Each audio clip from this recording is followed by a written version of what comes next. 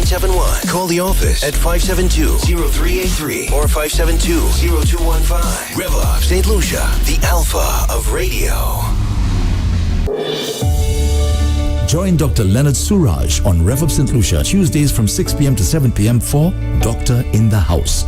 This 1-hour discussion call-in program delves into the science of various diseases, treatments and medical processes, and offers in-depth explanations to empower listeners and help ensure a better understanding of healthcare for all. So tune in on Tuesdays from 6 p.m. to 7 p.m. for Doctor in the House with Dr. Leonard Surage, only on REV-UP St. Lucia.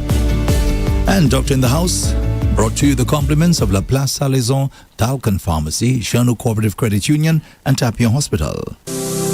At Tapia Hospital, caring and competent obstetric consultants who will see you safely from prenatal care through delivery with a team of excellent pediatric and anesthetic support. Tapia Hospital, where the patient's safety comes first.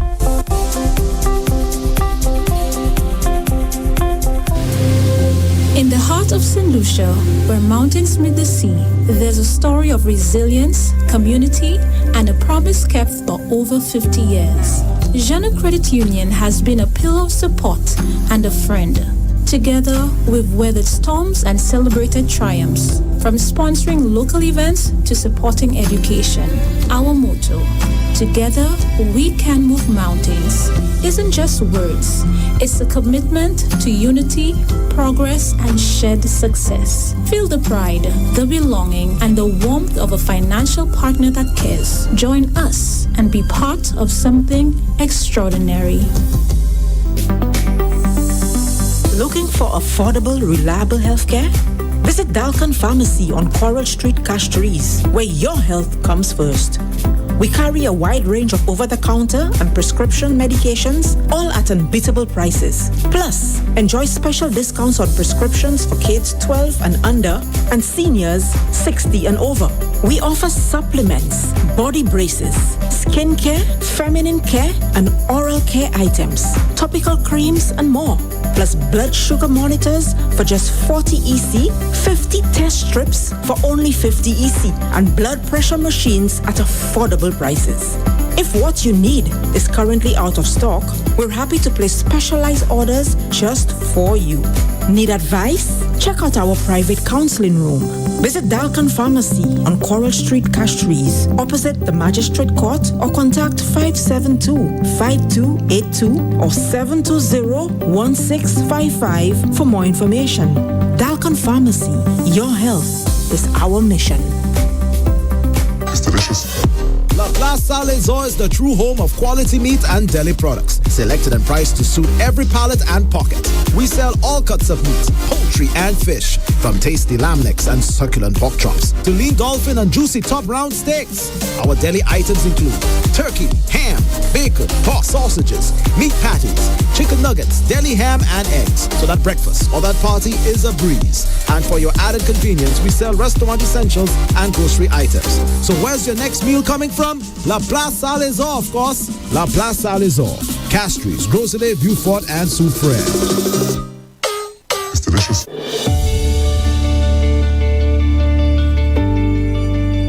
It's now time for Doctor in the House, hosted by Dr. Leonard Surage. Dr. Surage, a very good evening to you. Good evening, Andre, and good evening, listeners, and happy to have you all back again for another of our weekly program, Doctor in the House. Today, I will be talking from the perspective of a patient. So, basically, so often, you hear a patient tell you, "Doctor, I have a lump in my neck." And they want to know, of course, most of them are very scared. So I decided today I'm going to look at what happens when somebody complains of a lump in their neck. For one thing, so we'll look at what are the possible causes, what we can do about it, and what it actually is. So a swollen gland can be in the head and neck. We call it head and neck because of that area that's traditionally how it's named. when we have a gland, you may automatically assume that gland may be a lymph node. But there are many other glands that exist in the head and neck. For example, you may or may not know that there are 3 sets of vessels that actually drains and supply different substances or clear things in the body. We have the artery that pumps oxygenated blood to all parts of the body. And when the body uses the oxygen and it becomes high in carbon dioxide, which is a byproduct, this is carried out by another set of vessel called the veins. So you have the arteries pumping in, the vein clearing out. Arteries are usually high pressure system, veins are low pressure system, returning blood to the heart and pump and for it to be purified.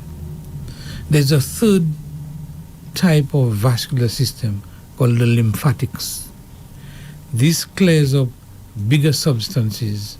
For example, if you have, say, a bad toe, the next thing you find is that if it persists, you get a gland in your groin. And you wonder, how is it a toe thing can cause a groin swelling? That is because of the lymphatics. The lymphatic, it's almost like the scavenger system, that anytime there is bigger particles to be cleared that the veins cannot clear it, the lymphatics take over. And when it does so, it actually swells up and gets tender. So we have lymphatics everywhere, in the groin, in the chest, in the head and neck area, all inside the thorax, we have lymphatics. So it is very easy to forget about the lymphatics and only think of it when you have a gland that swells. By the way, these glands, what are their main function in the body? Because we do feel them. Yeah, okay. The first set I will mention, the explanation is obvious. For example, the salivary gland produces saliva. So we have 3 sets of salivary gland. One in front of the earlobe, one under the jawbone, and the third one dispersed very widely in the floor of the tongue. These produce saliva, which is used to digest. Of course, we have the thyroid gland in the middle of the neck, which produces neither saliva except that it produces thyroxine, which is part of what keeps the body's well-being. So these are glands, but not exactly what you are asking me. The other gland is the lymphatics. It's a funny set of gland because people can get cancer in that lymph gland, and you get what you call a lymphoma. Yes. So it is not unusual to find that. So hence the fear that if you have a swollen gland, automatically most people worry that it is a cancerous, either a cancer of the lymphatic or some other cancer elsewhere that actually spread, and it is spread by the lymphatics. Because the lymphatics, in the same way it is supposed to be a gatekeeper, prevent inflammation from trapping inflammation. If it is a cancer cell it is trapping, the cancer cell will multiply inside of it. And so it becomes the sacrificial lamb. It sacrifices itself to protect the body. Now, as I said a while ago, we do feel those glands. The question is, how do we know when something may be wrong? Good question. The thing is, there are little indices that will tell you whether it is serious or non-serious. And strange enough, a painful gland is more likely not serious. It's an inflammatory process. It will inflammation has a limited span. So once the inflammation can be caused by bacteria, by virus, by fungus, whatever it is. When that insult is over, the gland quiet down. But a more sinister one is those glands that are not painful, that doesn't get smaller, and that is firm and hard, and they look like they're stuck. Like, meaning that you hold them and try to mobilize them or shift them, rock them up, down, side, and you see they're stuck. These are more dangerous than the ones that are tender, inflamed, getting smaller with medication and so forth. Mhm. So your question is that the more dangerous one tend not to be painful. And although we are scared of pain, but pain is your friend in that particular case. Mhm. Yeah. So these lymphatic. The last time I had any issues with my glands was when I caught mumps. Many years ago, and I remember feeling the glands like they were swollen at that time. You must I have been a remember young boy because yes. Yes. because mumps is also, it's a very strange thing. Mumps is caused by a virus, and it is transmitted by direct contact, and most times, many times it is caused by kissing. And so if new lovers come in or they've been on holidays, it happens often when university students go to university, they meet girlfriend, boyfriend, they get into intimate things and they develop mumps because it's carried that way. Well, Dr. Surage, in my case, I didn't even know about kissing. You understand? As the last thing on my mind back in the days. So but it can be, well, that's not the only way it does it. Okay. But mumps is also called infectious mononucleosis. And that is why it's highly infectious. That's why it's so easily transmitted. And sometimes mumps can actually mimic real serious disease. You might think it's a lymphoma you have.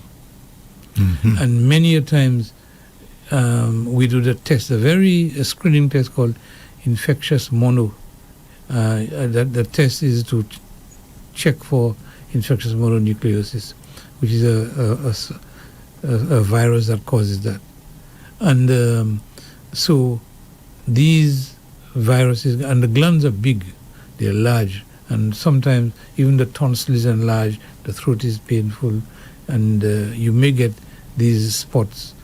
Very recently I saw somebody, foreign people, but sometimes the blood test may not show positive early in the early game. Mm-hmm. So I saw him.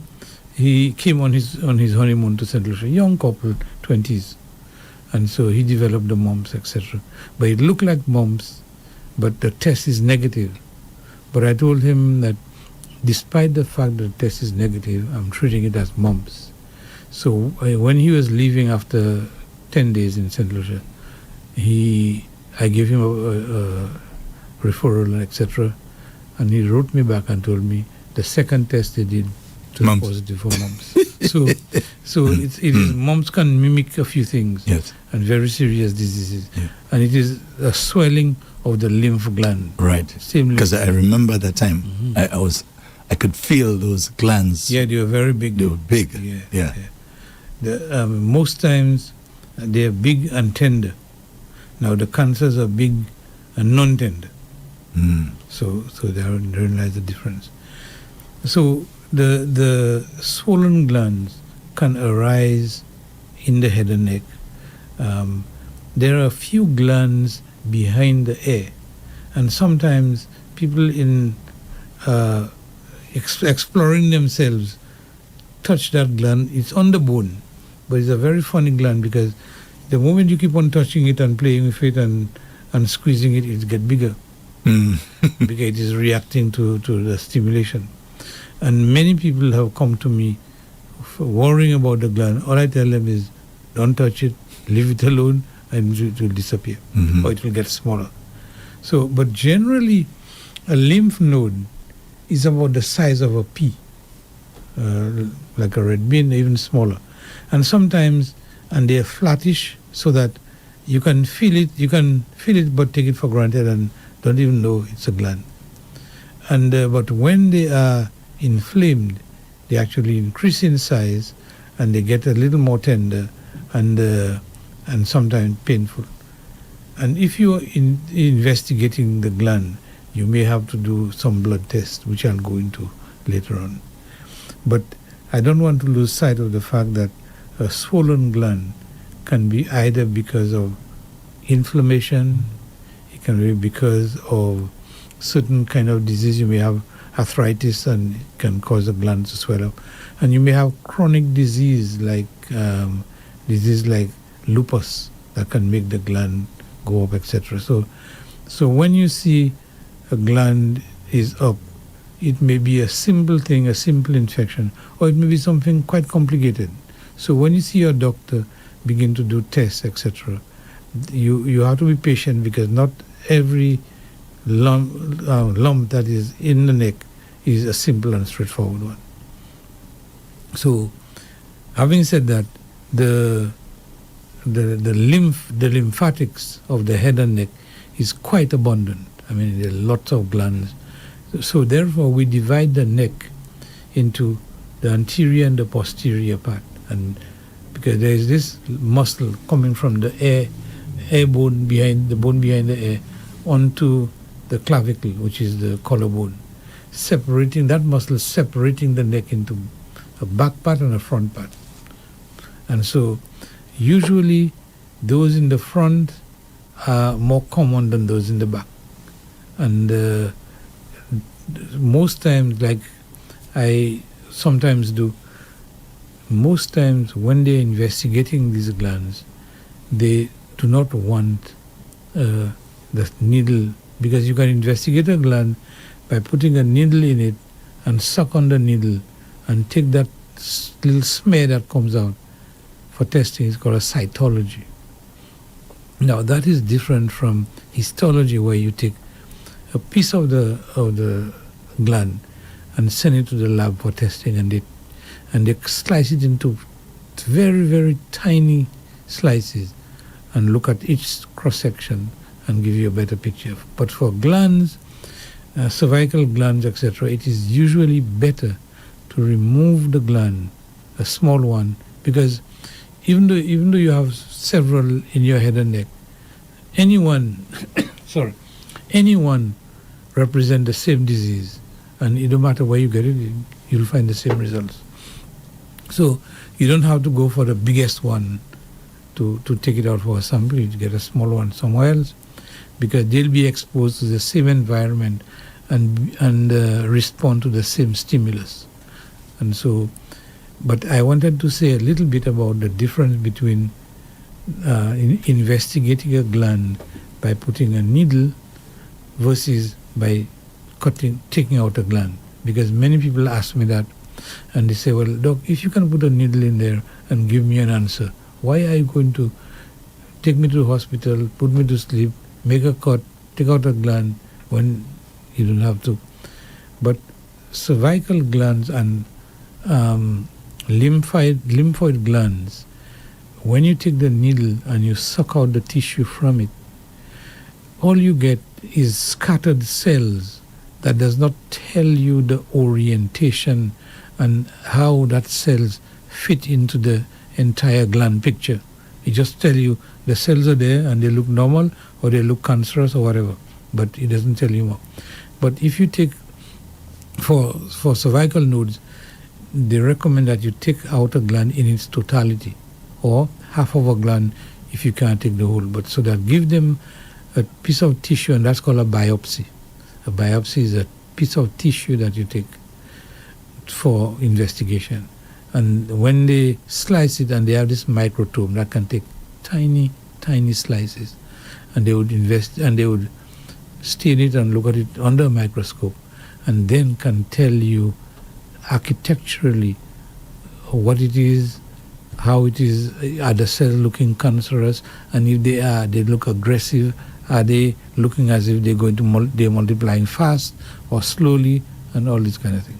So they usually tell you that information is available, and it's important because cervical nodes, the diagnosis is far more accurate if you have the slices that you give the histology. And of course the experts would know how to take out a sample, because they have to stain it and counter stain it and do lots of things to it to show what they're looking for. By the way, who are the experts on the whole lymphatic system? Oh, the oncologist. Oncology means the specialist in cancerous condition. Mm-hmm. Now, these are usually medical people, and they are medical oncologists, so they do the medical treatment for cancers or other conditions like that. However, the surgeon plays an intimate part in being able to resect, remove the tissue. So you may have a lymphoma, which is a cancer of the lymphatic system. So you take it out and test it. So if it turns out to be a cancerous situation, then the next thing is how spread out it is, because what you may feel in the neck may just be the tip of the iceberg. Mm.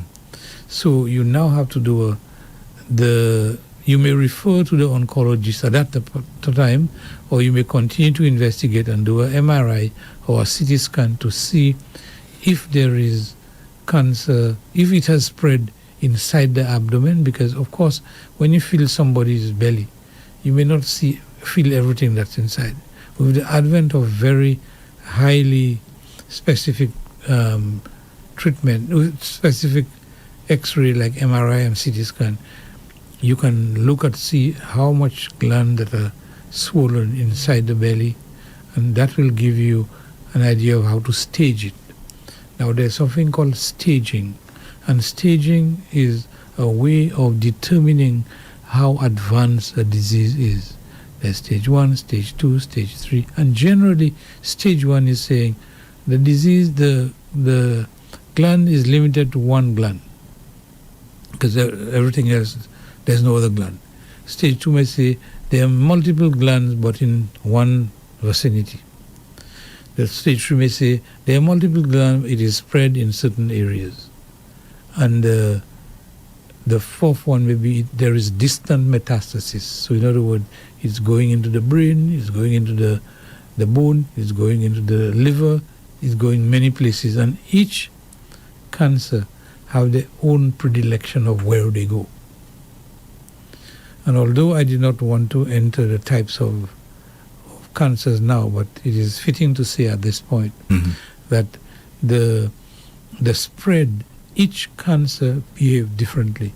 So if you know somebody who had one type of cancer and had a rough time, don't believe every cancer is the same. You may well find that even with prostate cancer, fantastic cure rate and fantastic recovery, but there is a subgroup of it that can be extremely lethal.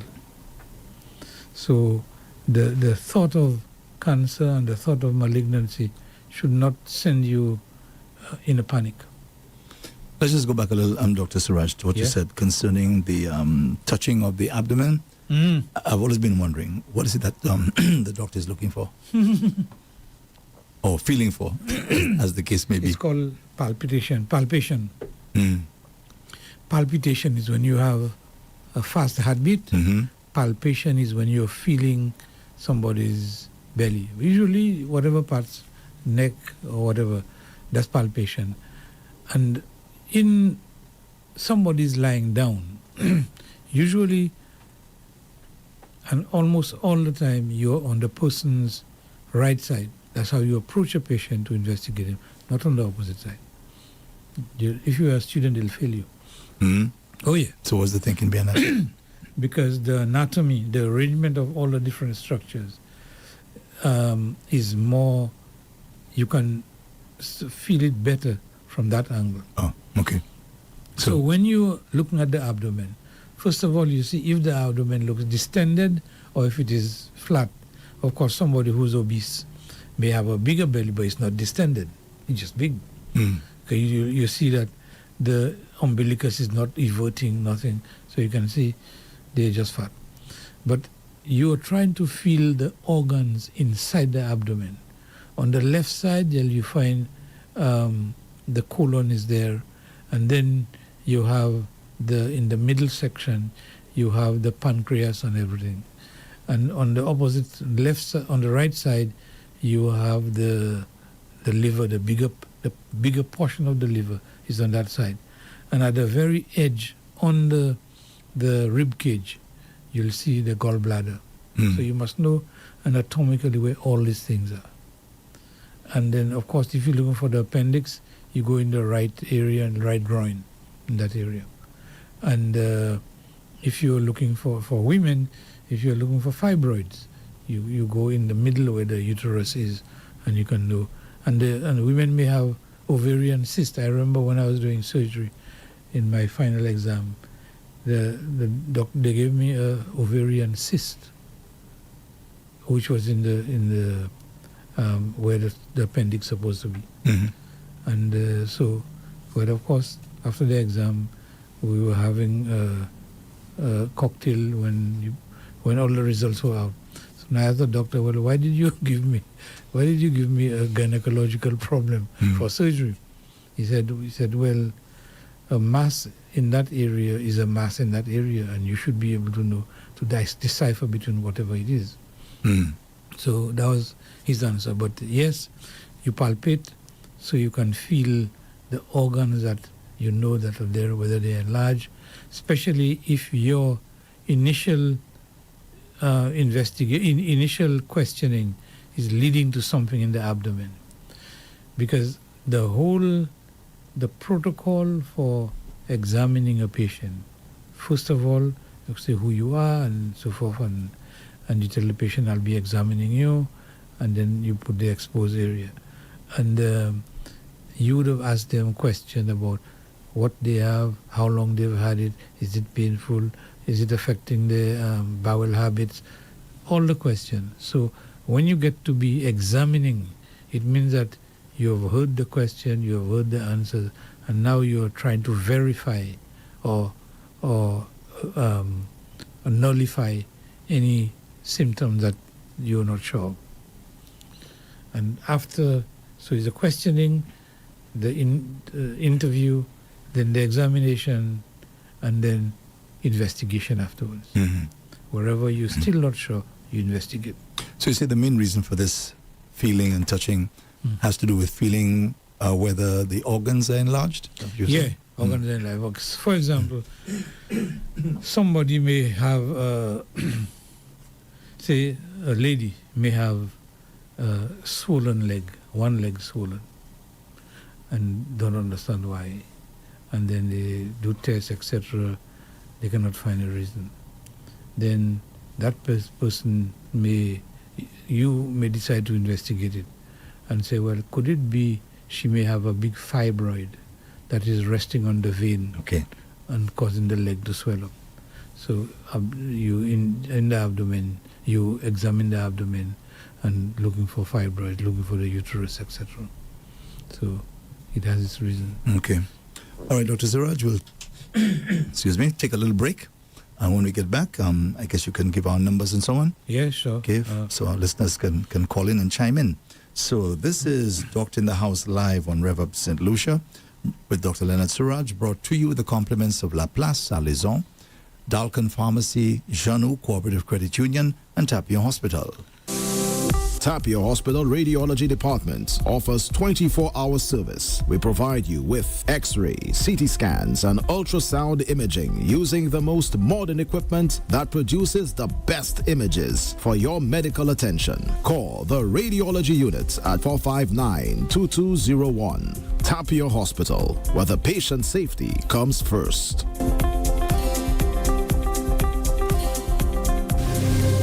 In the heart of St. Lucia, where mountains meet the sea, there's a story of resilience, community, and a promise kept for over 50 years. Janu Credit Union has been a pillar of support and a friend. Together, we've weathered storms and celebrated triumphs. From sponsoring local events to supporting education, our motto, together we can move mountains, isn't just words.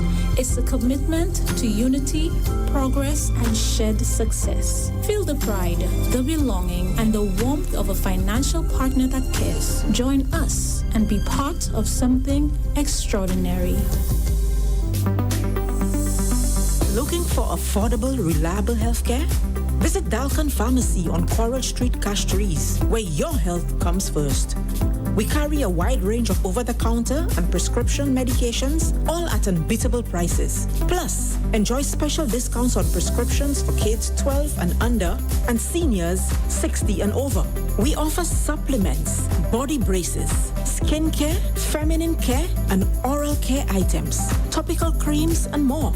Plus blood sugar monitors for just 40 EC, 50 test strips for only 50 EC, and blood pressure machines at affordable prices. If what you need is currently out of stock, we're happy to place specialized orders just for you. Need advice? Check out our private counseling room. Visit Dalkan Pharmacy on Coral Street, Castries, opposite the Magistrate Court, or contact 572-5282 or 720-1655 for more information. Dalkan Pharmacy, your health is our mission. It's delicious. La Plaza Lesor is the true home of quality meat and deli products, selected and priced to suit every palate and pocket. We sell all cuts of meat, poultry and fish, from tasty lamb necks and succulent pork chops to lean dolphin and juicy top round steaks. Our deli items include turkey, ham, bacon, pork sausages, meat patties, chicken nuggets, deli ham and eggs, so that breakfast or that party is a breeze. And for your added convenience, we sell restaurant essentials and grocery items. So where's your next meal coming from? La Plaza Lesor, of course. La Plaza Lesor, Castries, Rosalie, Beaufort, and Surage. It's delicious. This is Doctor in the House live with Dr. Leonard Surage on REV-UP St. Lucia 95.9 FM. So Dr. Surage, it's back to you. Thank you again, Andre. Thank you for inviting me here.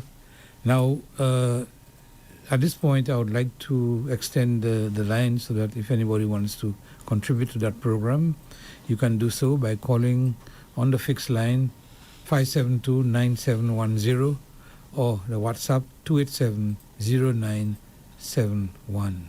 So give us a call or a shout or a text so we can involve you in our discussion. Mm-hmm. Yeah. Just give the numbers again, 572-9710. That's the fixed line, 572-9710. Or you can call the WhatsApp platform at 287-0971. WhatsApp is 287-0971. Okay, Dr. Surage? Yeah. Earlier on, you were asking me about when we palpate, what are we looking for? Mm-hmm. If you find a lump, although the doctor may not tell you anything, may not tell you all what's going through his mind, but you were trained to look at the lump, feel the size, whether it is a lump in the belly or it is under the skin or wherever it is. The protocol for looking at a lump and reporting on it is that you can say, I saw a lump, it was 2 inches by 1 inch, it was mobile, it was not warm, it was not pulsatile. In other words, it's not like a vessel that has a heartbeat. And you can say it was not tender, and you can say that it was firm, or you can say that it was adherent to the underlying tissue. So all this is what you gather from just by looking. Mm-hmm. You have a call, Dr. Surage? Hello? Whenever you're ready. Okay. Hello? Good evening. Hello, good evening. Good evening, Doc. sir. Good evening, Andre. Good evening. Good. Yeah. How are you, Doc? I'm okay, I'm good. Okay, I know Andre is okay, so I will not. So, tell me. Okay, thanks for accepting my Good to call. hear you. Yeah. You're welcome. Mhm. Okay, Doc, Yep. can an infected gland, the operative word there is infected. Infected. Can an infected gland become an abscess An if not checked abscess. early? Yeah. If what? If you If not, okay. All right. So an infected gland means that there's bacteria growing in the gland, and the bacteria can swell up the gland and destroy it and form pus. And pus, by an abscess by definition, is a collection of pus. So definitely yes, an infected gland can get the gland to be enlarged, whereby it can no longer nutritionally support itself and begin to break in the middle and form an abscess and form a collection of pus. That's called an abscess. Oh, okay. Because sometimes you have this little thing there. You feel a little thing, but you say that's nothing, and then my last one, Doc. Doc, I can say in the 70s. I know some people. I don't know if you have come across this. Like they have a toothache. They say they had a toothache, and then they end up with a hole on the side of the mouth. What caused that? I don't know if you have ever come across that. Of course. I see that very often. Okay, I'll listen on the radio. All right. Okay, thanks for your contribution. Okay. Yeah. Good night. So a dental abscess, that's what it's all about. So what has happened there is that the abscess actually starts in the tooth, and it actually eats away into the substance of the tooth. And but sometimes it takes a long time to get it to be painful. So the tooth can be eaten away for months, even years, and you don't feel it because it's not touching the nerve. When it does so, then you feel pain. But that abscess contract into the bone and actually into the soft tissue and form an abscess. And that can be quite a challenge to deal with, because you have to drain the abscess. And according to the laws of medicine and surgery, you should never go to sleep on an abscess. Make sure you drain it before you go to sleep. Don't leave it overnight. If it is, having said that, if the abscess is very tiny and just about starting, you're hoping that IV antibiotics by the vein, or high doses of antibiotics can reverse that and it never form an abscess. But what you're saying is quite true, and I see it very often. It's a reflection of the level of dental awareness we have in St. Lucia, because I've never, in fact, all the time I worked in Barbados, I never saw so many dental abscesses that I saw here. Wow.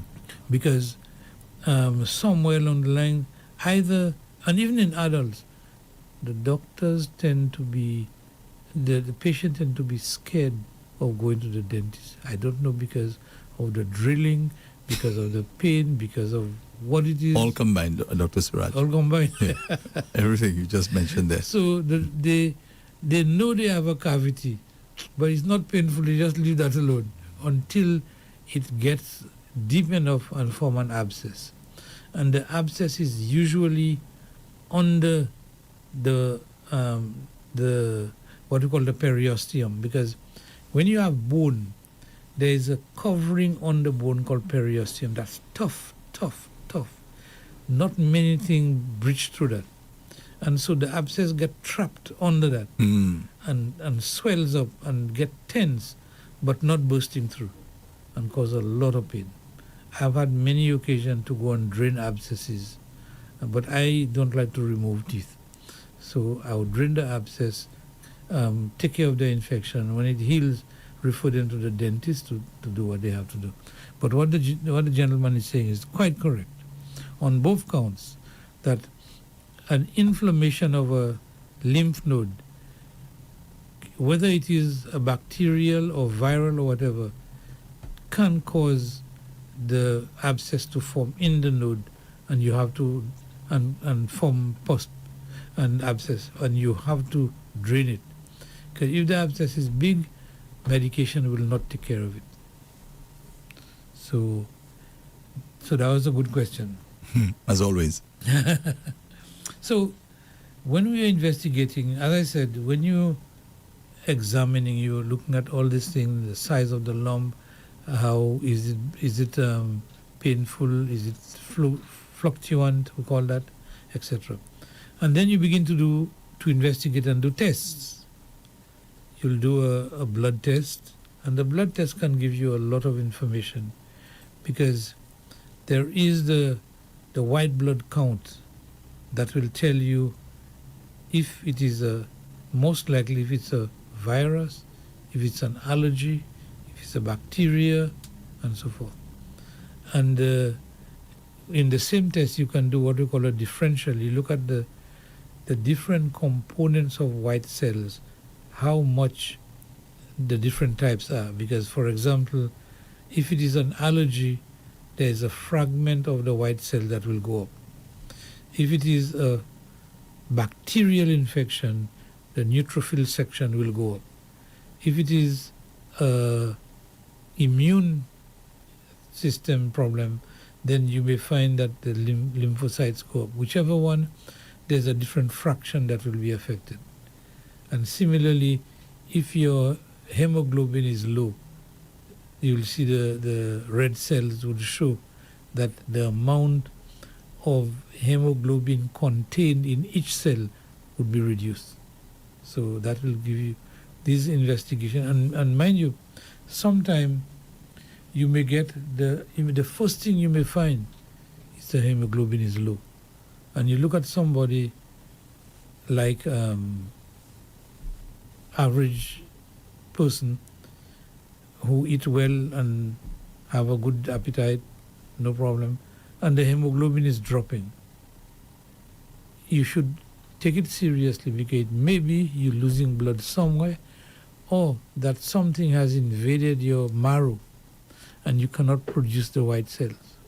So the lack of red cell may signal something that you never knew you have until you begin to investigate and realize there are other issues. But so that's why it's so important to do your annual checks, whether the same way you take care of your car. Annually you do your basic blood tests, and areas where you know that there's a problem, you actually do the test to see if there's any issue there. For example, if your cholesterol is high, you may decide that on an annual basis you'll check your cholesterol and check what you eat, check your diet and whatever medication you're taking, but keep a tab on it to see how it's shaping up. So the white blood cells is extremely important and also the hemoglobin. Although the hemoglobin is about red cell and carrying oxygen, but if it is low in somebody where it's not supposed to be low, you have to investigate why.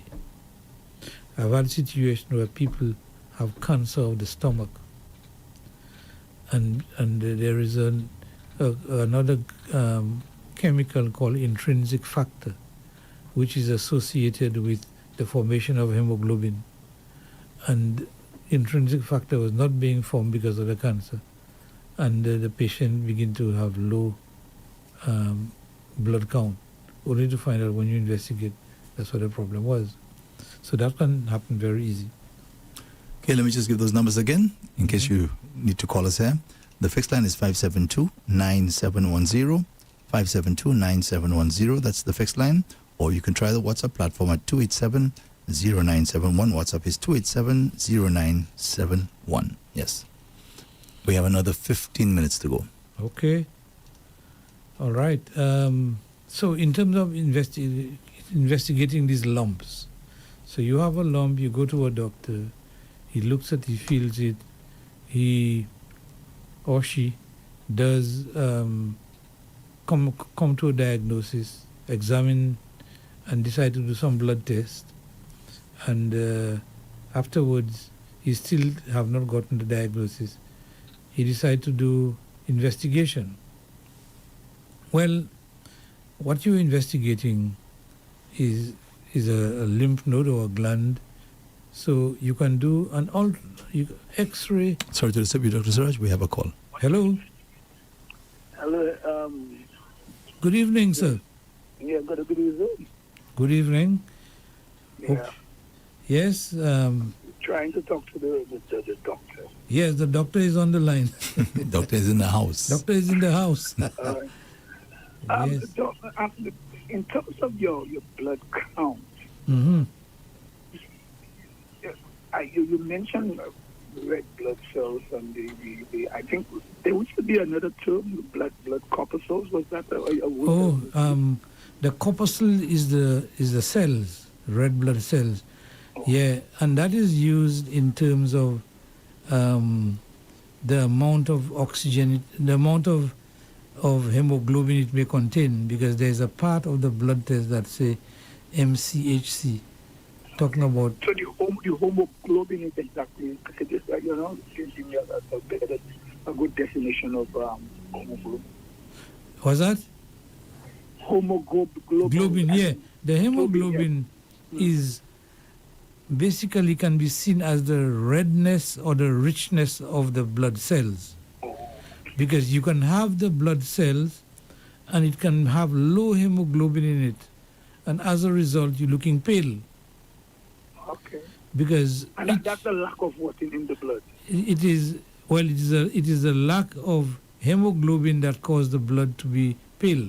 Oh, to be pale. Because each red cell can carry a certain amount of hemoglobin, and that hemoglobin has its importance is that it can attract oxygen, it can carry oxygen with it. So how important is hemoglobin? Extremely important, because the hemoglobin is what the oxygen can stick onto the hemoglobin, and the hemoglobin carries the oxygen everywhere in your body. So the people who are low in hemoglobin, they may have the bone marrow can make the cells, but if the cells are low in hemoglobin, they'll be pale, they get tired very quickly, they get short of breath, and so forth. And and the hemoglobin can be low for a variety of different reasons. Could you give me an example of what it is? Okay, for example, the hemoglobin, if, as I was saying, if your diet is poor in meats and things that make hemoglobin, that iron, low in iron, then iron is necessary for the formation of hemoglobin. Okay. So your hemoglobin will be low. Now your diet can be low for many reasons. It can be low because you don't eat meat or you don't eat any other thing to replace your iron, or it may be that the bone marrow is not producing enough hemoglobin cells for you to carry in your blood. Well, I just Doc, I would like to really ask you about iron, because and I have to come back to something I really wanted to ask you about, but let me ask you about iron. Mm. Because in terms of iron, it seems that the alternative to just eating things with iron has more iron than these things that you are asked. Okay, for example, if you are not eating meat, where they said that most of the iron comes from. Mm-hmm. If you are eating what kind of vegetable or vegetarian or whatever, Mm-hmm. or if you want to say a plant-based plant-based diet, or even people who are what do you call it? They have a name called it when you are. I think it's vegan or vegan. Okay. Those who are vegans. Yeah. What do you say? Do you say? Most people say, lentil peas, and they say spinach and beetroot. Where you get a better source of iron in terms of wholesome food? Well, people think that the spinach would have iron in it. I know certainly there are other vegetable sources of iron, and on the other hand, the vegetarians will tell you which food that they favor for the iron supplement. Of course, you can always take iron by taking the iron tablets. But more importantly, it's important to know why your hemoglobin is low. Yes. Especially if you are a man of reasonable age, that you can eat whatever, a proper meal or a large balanced diet. Now, if the same may not apply to a female that have periodic loss of blood. Men don't have that, so men are less likely to go anemic than women. Yeah, exactly. And when the man goes anemic, it is more important. It's equally important to investigate them. Yes. And what I really in the first instance was the question of the low blood count. Now, I to my understanding, it was like 13 was a normal blood count or whatever. Uh-huh. It's 11 a normal blood count as well. Is 11 that means you have some problems? Or? Maybe you are referring to the hemoglobin. Yes. The hemoglobin level for men is about 12 to 16. 12 to 16. And women maybe 12 to 14. So, but the thing here is these are averages. So, there are two things to look at. How much hemoglobin that is contained in the red cell and how many red cells there are. Remember that the red cells are made in the bone marrow. For adult is the flat bone marrow, like your ribs, your iliac crest, which is in your hip. So the long bones don't make much iron anymore. So if the factory for the iron has been depleted, then the number of cells will be reduced, although the cells may be equally rich in hemoglobin, but the numbers are reduced. On the other hand, when you do the blood test, they will tell you your number of red cells, and they'll also tell you how much hemoglobin contained in each cell. In terms of hemoglobin and losing blood, if you're losing blood through some source, like right, say you get a cut, you lose blood. You lose blood, or maybe somehow your blood, there is a problem. You may have parasites inside of you, and wherever they're attacking, causing you to lose blood, and sometimes you have blood in your urine and blood in your stool and so on. Is that all part of the lack of the hemoglobin? Yeah, and you made a very important point which I have missed in my previous discussion, and that is worms. People still have worms, and especially the hookworm that attaches on the lining of your intestine and suck out the blood. So you find that the hemoglobin is low, especially things like hookworms.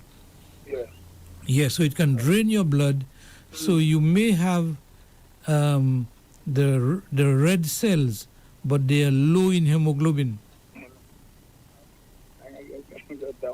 But thank you very much, and I'm very I feel honored to be able to get you into something that you did not touch on, but I appreciate it. Yeah, well, see, that's the importance of having a dialogue with you. So you can bridge certain gaps. You can not all of us remember everything at the same time. Yeah, that's correct. Yeah. Anyway, Doc, I appreciate your, the way that you have explained this thing to me. I understand. You speak really in a way someone must be able to understand everything you say. You really, you're saying it. It doesn't sound like you're saying it slow. It sounds like you're saying it in a way that anyone can really understand, irrespective. Anyway, I appreciate your flow in terms of information and all of that. Thank you very much. Thank you very much. Alrighty. For have a good night. Good night. Thanks to you guys. Thank you. Okay. Thanks for calling. All right. And so basically that's the purpose of the program, not to sound bright, but to able to to bring it to the level of everybody. But the gentleman make an important point there regarding the hemoglobin, because the hemoglobin is what makes the red, it's attached to the red cell, and it is carries oxygen with it, and goes in the tissue and delivers the oxygen and picks up carbon dioxide and goes back with it. So that's how it operates. So we were saying that we're looking at the investigation of a gland. First of all, you can one of the more popular tests you can do is an ultrasound. The ultrasound will give you the size of the gland. It can give you what may be the composition of the gland, whether it is liquid, whether it is fluid, whether it is hard, firm mass, or whether there are separations inside the gland itself, like partitions, etc. It can also tell you how firmly that gland is stuck to the deeper tissues. That's the ultrasound can do all that. Okay, Dr. Surage, you actually have another call. You're surprised. No. I mean, at this hour. Yeah, good evening. When we're nearing the end. Yeah, good evening. Good evening, Doc. Thank you. You're welcome. I have a question not pertaining to your topic tonight there. All right, go ahead. What you think can cause shivering in the body? For the past 2 weeks, I've been shivering a lot, especially in the evening. What you think can causes the body to shiver like that? There are several aspects to it. Okay, people shiver because they are cold, but I don't think you're cold and that's why you're shivering. No, I'm not. People can shiver because they may be stressed or apprehensive about certain things. People shiver because they are anticipating certain things and they're on a high. And there is another cause of shivering. Now I heard that in some parts of the world it's called different thing. Some places it's called the heebie-jeebies, but you just get a little shake and that's it. You don't shiver persistently as if you have a fit. It's just one little electric shock that passed through you and you shiver. And many cultures explain it differently, but it's something that just happens. Yes, so Doc, I did a little Google research on that, and a few of the things you mentioned, I saw that came up as well.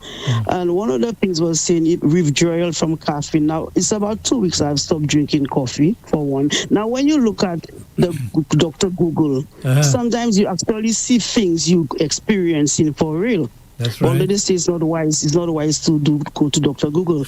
But I used to love coffee, and I used to have a coffee every morning. And it's about 2 weeks I stopped drinking coffee, and they say that's one of the things that can cause it, and the anxiety and all that. You say, well, I know I'm not experiencing any anxiety, but a lot of the things, some of the things I read, I actually been experiencing those things. So I see probably that's what's causing the shivering. Okay, and another question. Yep. Dr. Surage, I congratulate you because I thought you were EMT, but I think you are a master of all tricks, all doctors. You're a general practitioner. So why do when we go to the doctors and we tell them why we are there, before they actually examine us, they give us medications? And then, because they already think they know what's the cause, but then I will just say that last week I went to the doctor for something. She took some samples. Before she ever did anything with the samples, she gave me some antibiotics for 5 days. Now, I actually called them for the result. All the results are okay, but the antibiotics never did any changes in my body. It didn't work.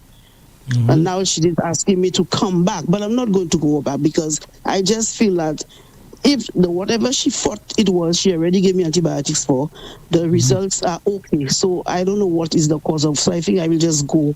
I've seen the doctor many times for that particular thing, and they have not seemed to be getting a result for me for that particular thing.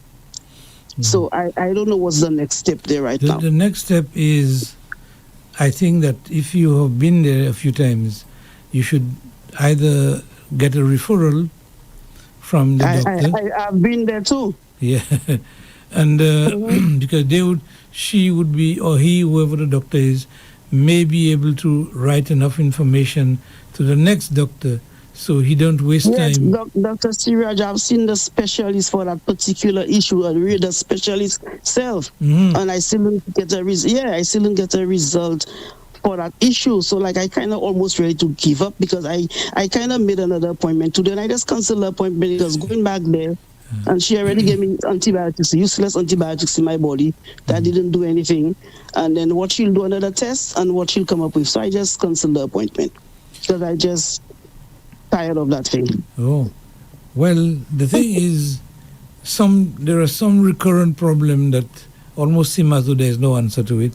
The important thing to look at is, are you getting better? Are you getting worse?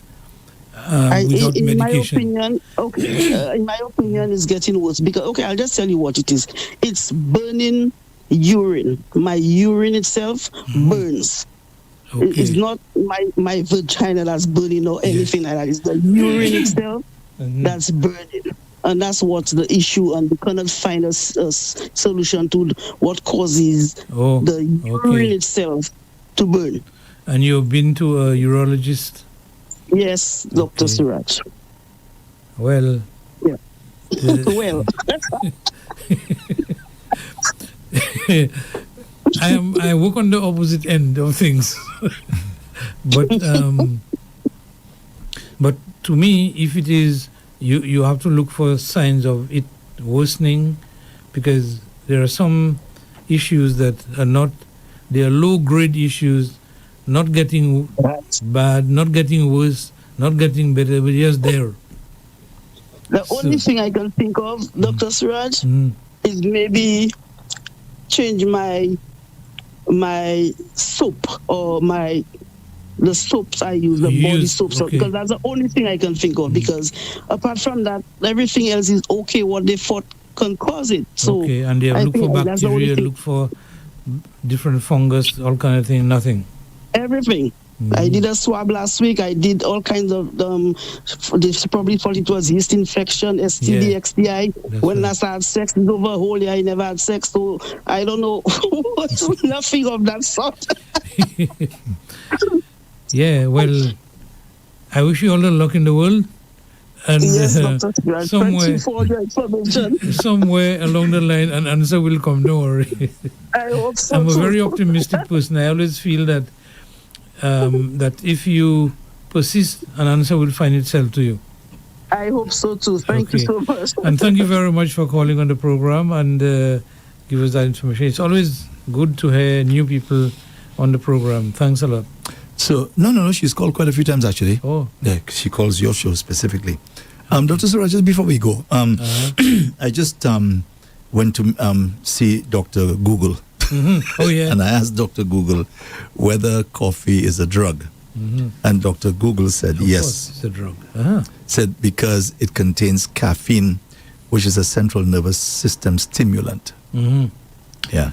So, a drug by definition is any agent or chemical that has an effect on your body is a drug. And so, but she is getting a withdrawal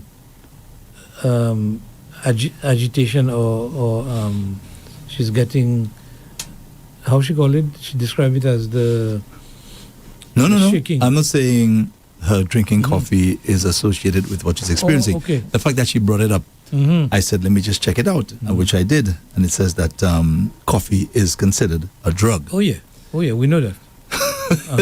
So, because you know the millions and millions of people who use coffee. It's like taking your phone with you and going to work.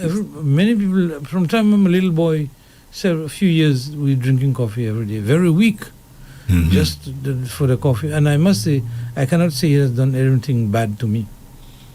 But and I have never gotten addicted to it. I can stay without coffee if I have to. No problem.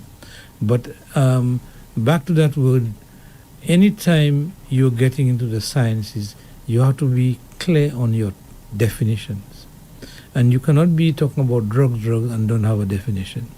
And by definition, a drug is something that has an effect, a physiological effect on your body. Some And drugs- coffee is one of them. Yeah. It's like alcohol. Alcohol is one of them. Yes. And many other things. Even tea is one of them because tea may contain chemicals. So, Dr. Surage, just quickly, I mean, I know that's what we're talking about. No, so, what about all these studies that seem to indicate that alcohol, if taken in moderation, is, can be beneficial to the body? Yeah. If the thing is a drug, how could it be beneficial to the body? I don't understand. But I think you have a bias against the name drug. Well, yeah. Well, you said Okay. anything that has An this effect on the body. So a drug can be a good thing because the iron tablet you take, that's a drug. Okay, understand. And so So would you say do the not same see- would you say the same for cocaine then? Yeah, it's a drug. Right.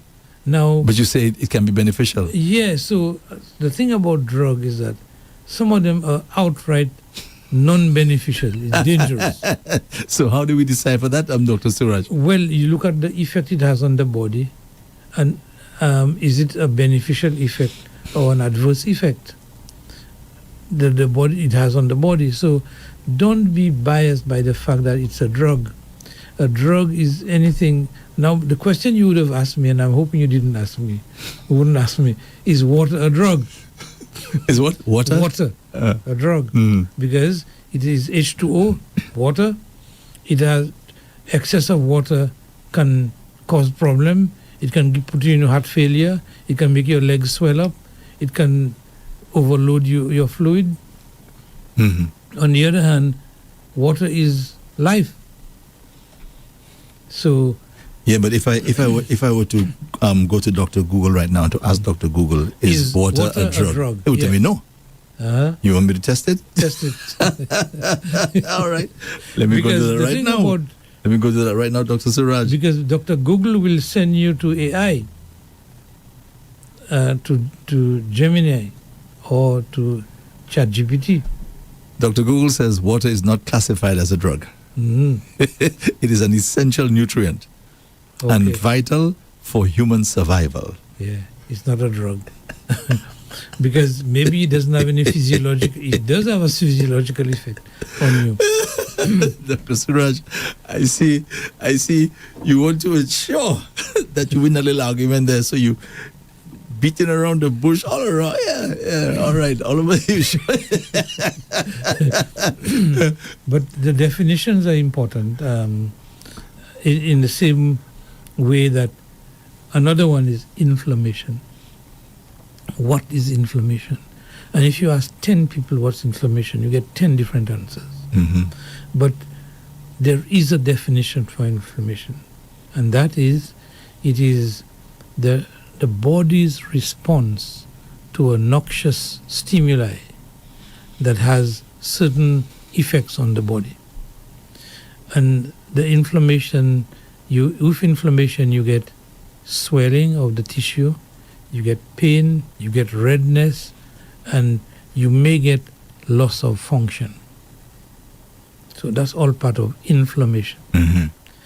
And inflammation can be caused by extremes of heat, like fire, extremes of cold.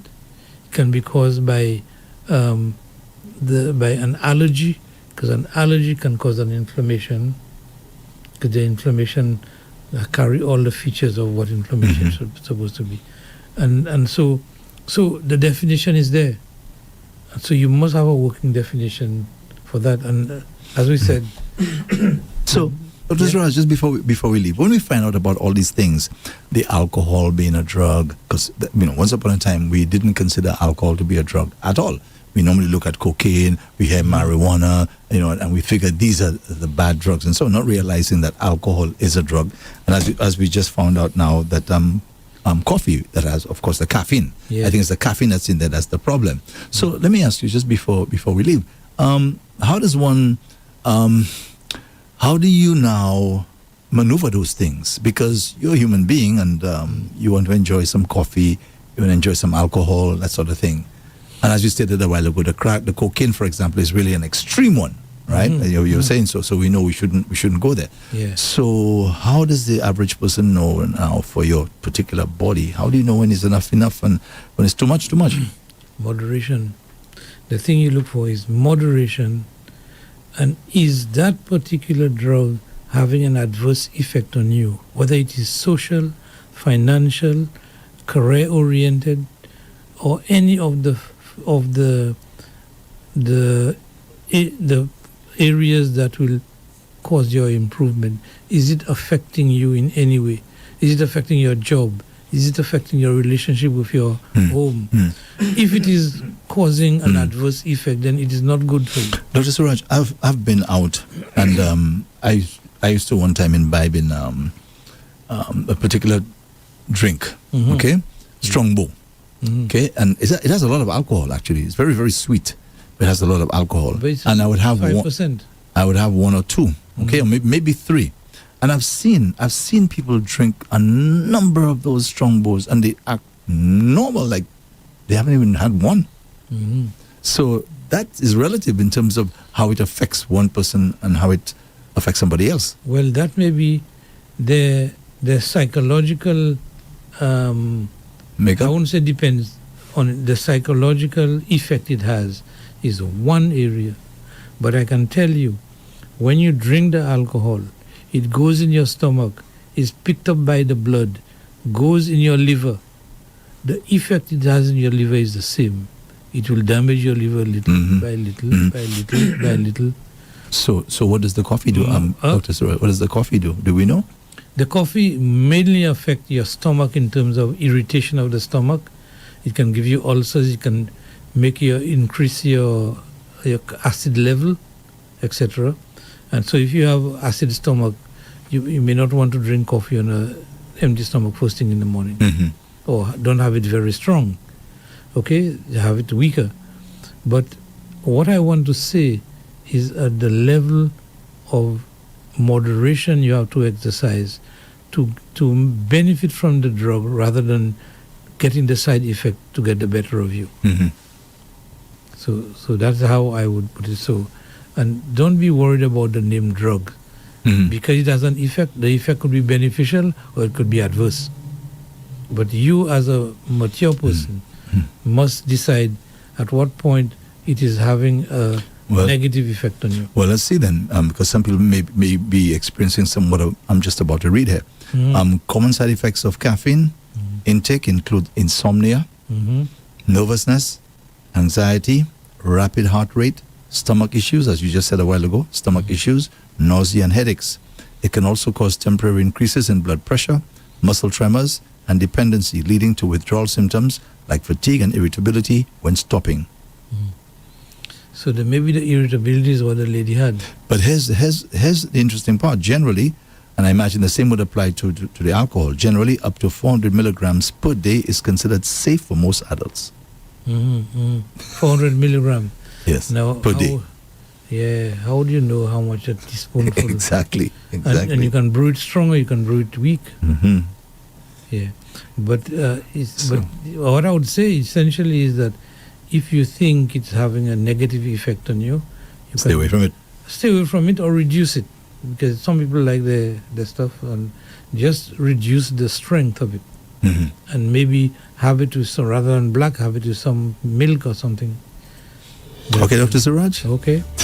Well, folks, thank you very much, and listeners, thank you for your contribution, which I think was very good tonight. And we will continue to do the program, and next week we'll see you again.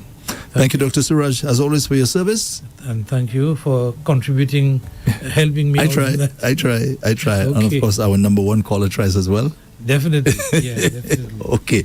Okay, folks, so you've been listening to and viewing Doctor in the House live on REV-UP St. Lucia 95.9 FM. So join us again, God willing, next week, Tuesday, same time from 6 p.m. to 7 p.m. for another Doctor in the House, brought to you with the compliments of La Place Salaison, Dalkin Pharmacy, Shano Cooperative Credit Union, and Tapio Hospital.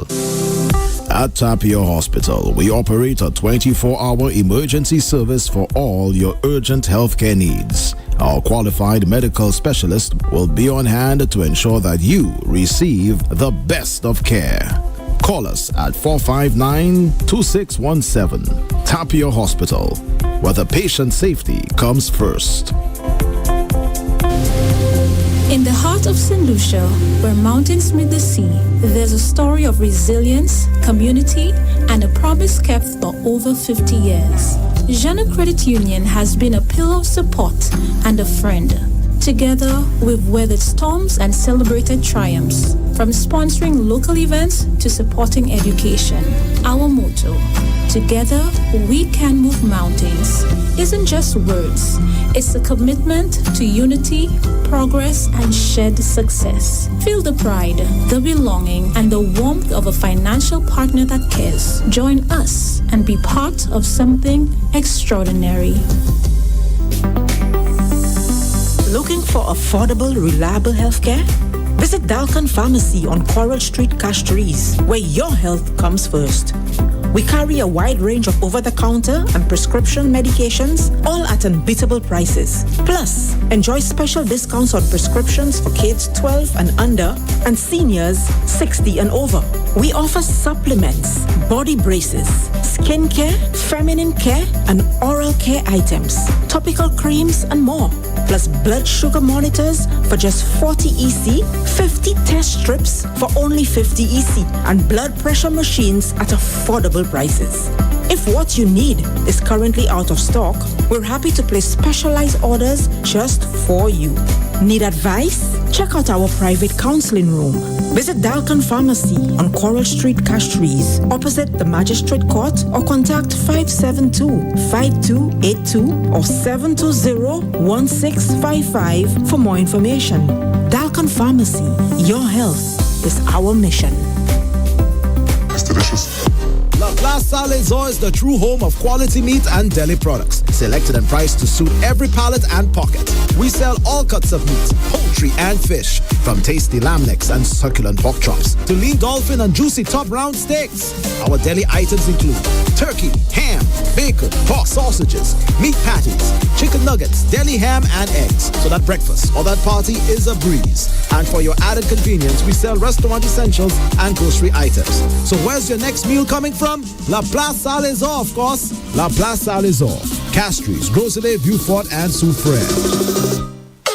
It's delicious. REV-UP St. Lucia is located at Unit 4, Gablewoods Mall, Sunny Acres, Gas Free St. Lucia. Tune in on 95.9 FM or online at REV-UP SL.